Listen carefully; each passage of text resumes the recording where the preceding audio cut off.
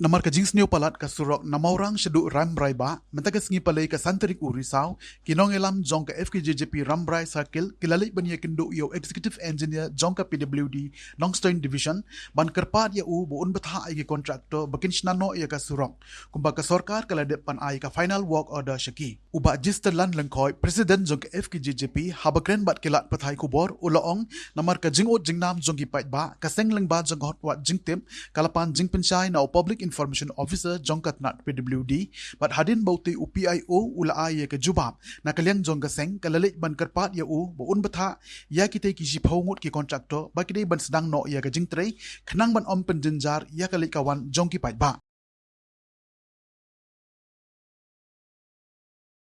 tagasngi na kalyang jongi ka FPGP rambrai circle na pejing ujok jong ki pai ba halor ka jing sniu ka surok kabaar kilometer seteng na lat maurang syaduk syarambrai nombak rambrai yak te ke surok ba om semla don syu bapek hakine ki senam ki no dre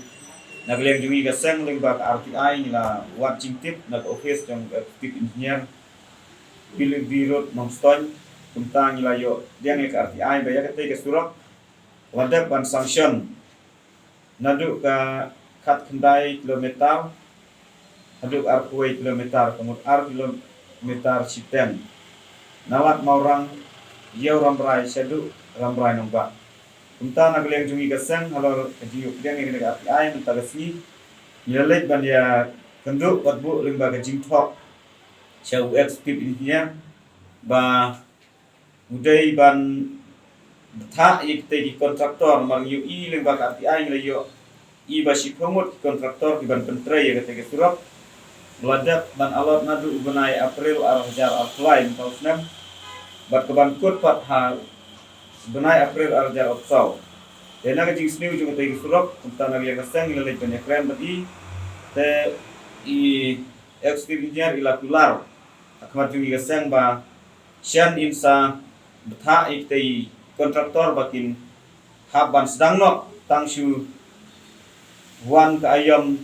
ke barang wala jak on slap engineer ula kular ba unsab tha ikte pengut kontraktor baki dei ban lek sedang no ya tega kam nang ba